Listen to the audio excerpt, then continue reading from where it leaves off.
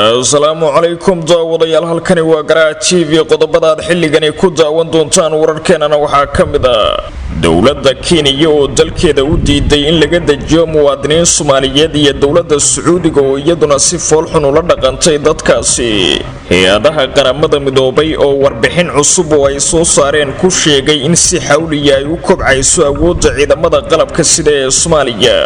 madaxweynaha somaliland Muuse Biixi Cabdi oo si cad u sheegay sababta ay u cayriyeen qaramada midobay iyo hal arin oo ay ka dhaadhicin waayeen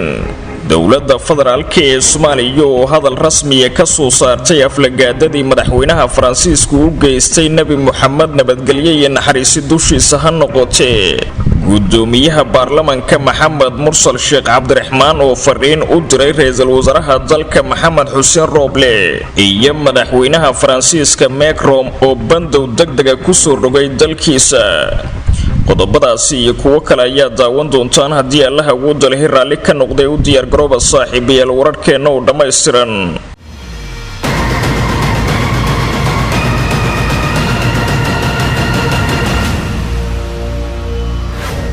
isku soo laabashaha bon mar kale daawadayaal halkani waa Garaa TV xasuusnow haddii aad joogtid waqtiga salaada soo guda waajibka alle ku saaran dibna ugu soo laabo daawashada video-gan aynu ku bilownaa saaxiibayaal sida aad ku maqlayseen ordhaca wararka Garaa TV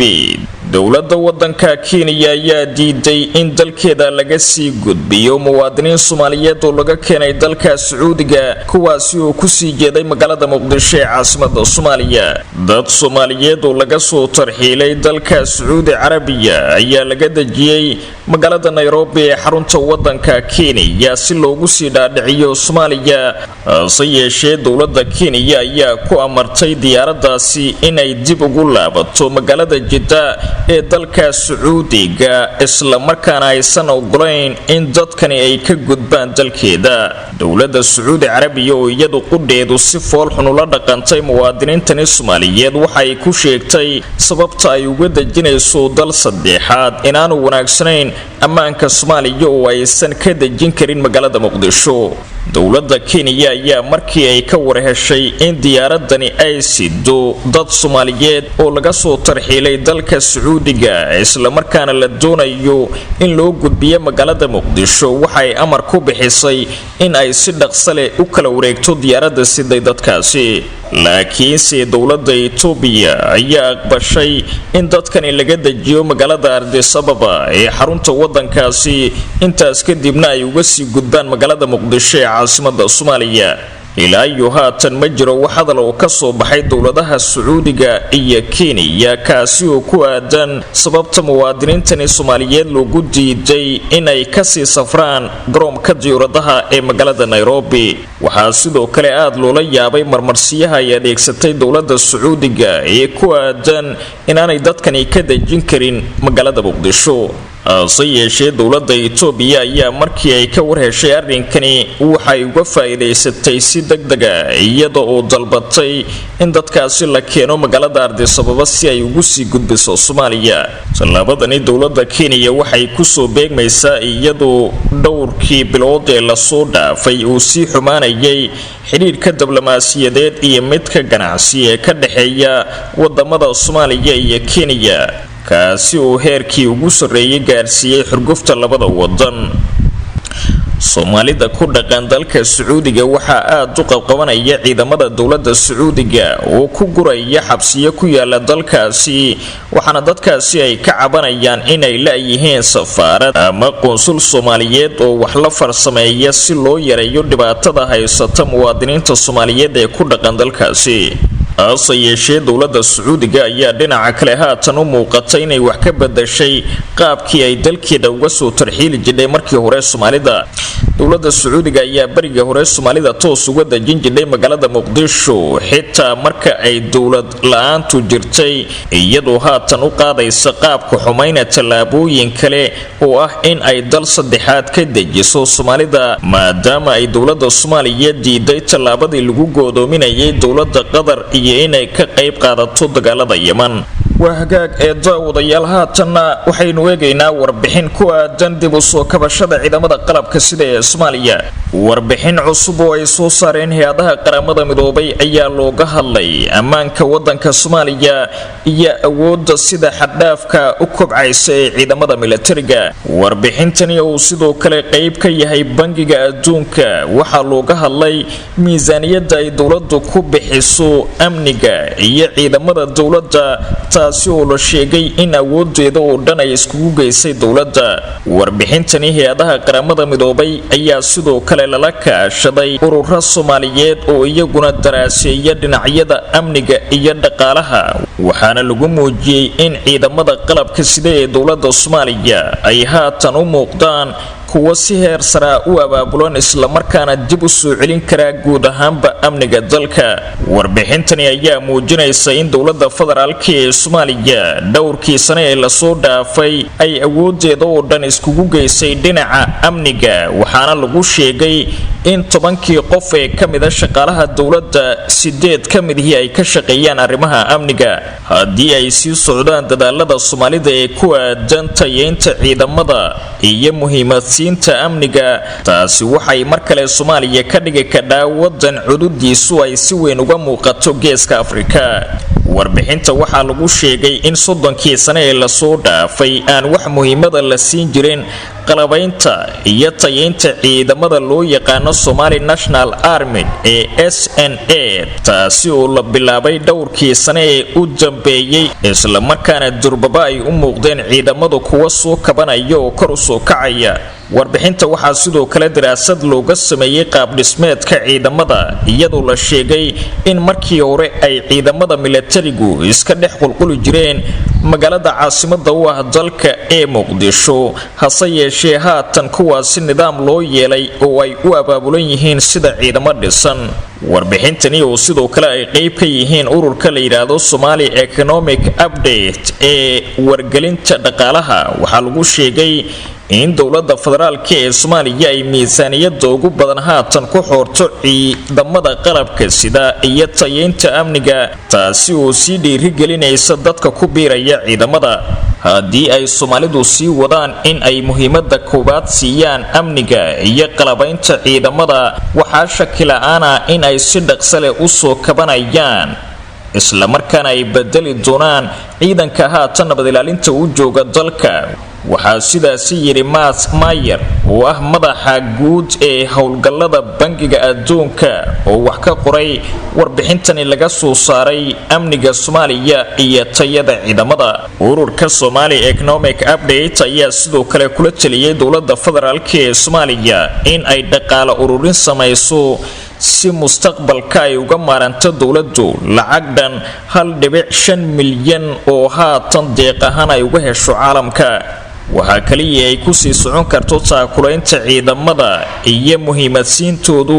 waa in Soomaalida dhexdoodu ay dhaqaale iska ururiyaan, intaasi kadibna ay dib ugu celiyaan ciidamada si ay u hantaan amniga guud ee dalka, maadaama muhiimadda koobaad ee dal uu ku dhismi karo ay tahay in la ilaaliyo amnigiisa. qaybaha dambe ee warbixinta waxaa lagu sheegay in xitaa ciidanka militariga ee dawladda Soomaaliya ay haatan ku faafeen xuduudaha dalka iyo meelaha ay dalka ka joogaan argagixisada, taasi oo mustaqbalka dhow ka dhigan in ay ka adkaan doonaan ururka Al-Shabaab oo haatan ay dagaal kula jiraan ciidamada dawladda. madaxweynaha Somaliland Mudane Muuse Biixi Cabdi ayaa ka hadlay khilaaf soo kala dhex galay qaramada midobay iyo xukuumadda uu hogaaminayo, taasi oo keentay in Somaliland ay joojiso wada shaqayntii kala dhaxaysay hayadaha qaramada midobay. madaxweynaha Somaliland ayaa waxa uu sheegay in aysan marnaba aqbalaynin wax kasta oo wiiqaya qarannimada Somaliland isla markaana lagu hoosgeynayo dawladda federaalka ee Soomaaliya. waxa uu nasiib darro ku tilmaamay in qaramada midobay ay siyaasadeynayso kaalmada bini'aadanimo iyo howlgallada horumarineed ee ay fuliso, isla markaana ay dawladda Soomaaliya oo uu sheegay inay col yihiin la gashay heshiisyo wax u dhimaya madax bannaanida Somaliland. Muuse Biixi ayaa sheegay in sababta ay isku qabteen qaramada midobay ay tahay tahay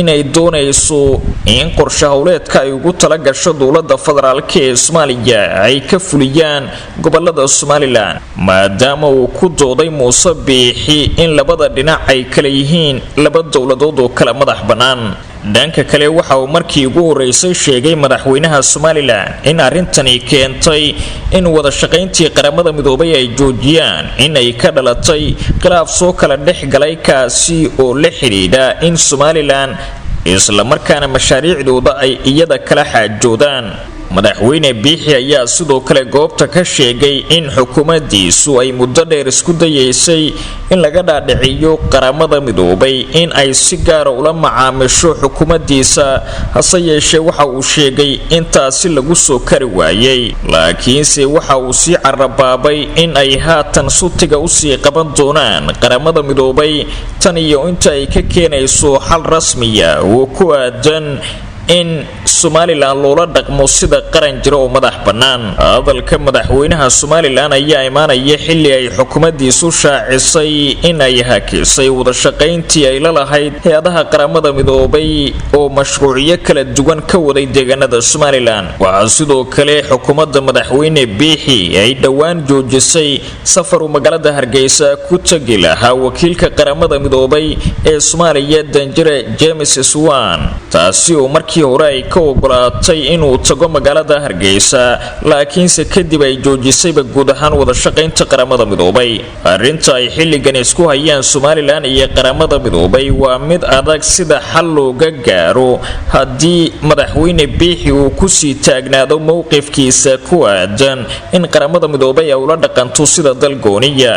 sababtoo ah shuruucda qaramada midoobay kuma jirto dal aan loo aqoonsan in uu yahay dowlad ama jamhuuriyad madax bannaan in wakiiladoodu ay sidaasi ula dhaqmaan iyadoo sharciyada qaramada midoobay ay sheegayaan in la soo maro dowladda gobolkaasi uu ka go'ay markii hore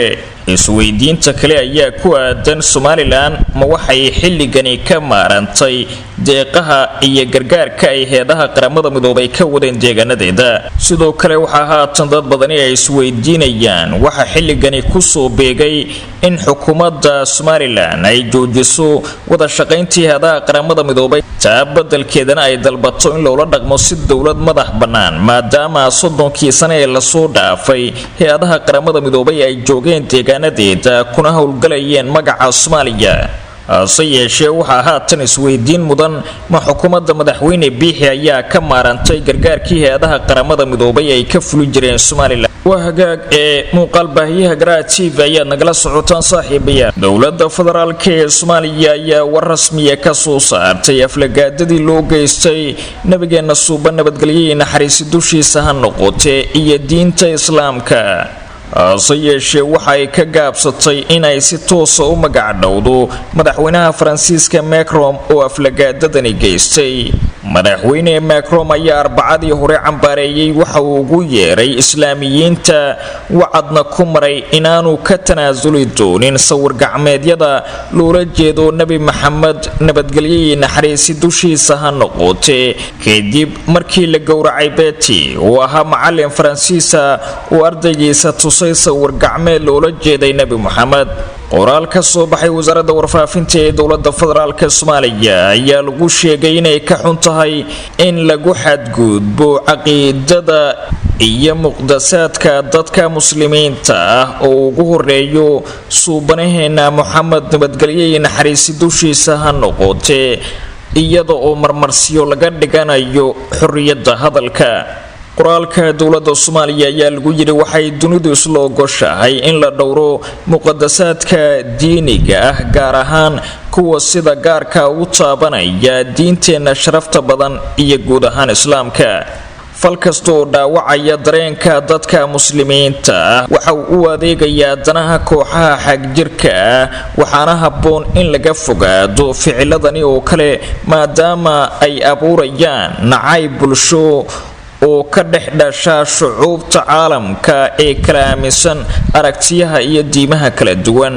dowladda federaalka ee Soomaaliya ayaa sheegtay inay ku boorinayso hogaamiyaasha caalamka inay si taxadar leh uga fiirsadaan hadallada xadgudubka kuwa dareenka dadka muslimiinta ah iyaga oo kala saaraya xorriyadda hadalka iyo ku xadgudubka muqaddasaadka diiniga ah. hadalkani ka soo yaray dowladda federaalka ee Soomaaliya waxa uu u muuqday mid xeeladaysan oo ka duwan hadallo horey uga soo baxay qaar ka mid ah dunida muslimka. sidoo kale hadalkani dowladda Soomaaliya ayaan ka farxin doonin saaxiibkeeda koobaad ee Turkiga maadaama Ankara ay doonaysay in cid kasta oo muslima oo ka hadlaysa arrinkaasi ay si cad u weerarto madaxweyne Macron. madaxweynaha Turkiga oo ka hadlayay qadiyadani waxa uu si aan geed ku gambad lahayn u dhaleeceeyay Macron-ka Faransiiska isagoo xitaa ku tilmaamay in maskaxda looga jiro oo dhakhtar u baahan yahay. hase yeeshee taa badalkeeda dowladda Soomaaliya way aad iskugu dhow yihiin Turkiga waa ay diiday in ay soo qaadato magaca madaxweynaha Faransiiska iyadoo si guud uga hadashay qadiyadda ku aadan ku xadgudubka diinta Islaamka. sidoo kale hadalkan dowladda federaalka ee Soomaaliya ayaa aad u soo daahay marka loo eego ka hadalka qadiyadani mana jiro ilaa haatan tallaabo ay qaaday dowladda Soomaaliya oo ku aadan kuwa ay dalalka Islaamka uga hortagayaan badeecadaha Faransiiska. gudoomiyaha baarlamaanka dowladda federaalka ee Soomaaliya ayaa fariin u diray xukuumadda cusub ee ra'iisul wasaare Maxamed Xuseen Roble taasi oo ku aadan doorashooyinka uu xilligani cagta saarayo dalka Soomaaliya. gudoomiyaha golaha shacabka ee baarlamaanka Soomaaliya Maxamed Mursal Sheekh Cabdiraxmaan ayaa sheegay in xilligani xukuumadda cusub ee uu hogaaminayo ra'iisul wasaare Maxamed Xuseen Roble laga doonayo inay qabato doorasho loo dhan yahay oo ka qabsoon dalka. gudoomiye Mursal waxa uu sheegay inay muhiim tahay in sanada 2021 dalka laga qabto doorasho si nabadgelyo leh ku dhacda haddii dadaalkaasi ay bixiso xukuumadda cusub ee ra'iisul wasaare Roble. waxa uu hadalkiisa intaasi ku daray in madaxweyne Farmaajo uu mar walba diyaar u ahaa in la qabto doorasho la wada ogol yahay hase yeeshee wada hadallo dhowr ah oo dhacay kadib la isku raacay in dalku aado doorasho dadban. gudoomiyaha golaha shacabka ee baarlamaanka dalka ayaa si weyn u amaanay madaxweyne Maxamed Cabdullaahi Farmaajo oo uu tilmaamay in uu dadaal ku bixiyay sidii dadka Soomaaliyeed uu u gaarsiin lahaa doorasho ay isku raacsan yihiin waxaana uu tusaale u soo qaatay in madaxweynuhu uu dhowr goobood uga kacay qaabab doorasho oo dalkani laga qaban karay. waxa uu sheegay in xafiiska madaxweynuhu uu ka shaqeeyay sidii dalkani loo gaarsiin lahaa doorasho qof iyo cod ah oo ay shacabku wax soo doortaan isla markaana arrinkaasi baarlamaanka iyo madaxweynuhuba ay saxiixeen. hase yeeshee saamilayda siyaasadeed ee dalkuna ay soo jeediyeen in xilligani aan la qaban karin doorashadaasi waqtigeedana lagu qaban karin. waxaana uu yiri madaxweynaha oo muujinaya tanaasul kana fogaanaya qalalaaso siyaasadeed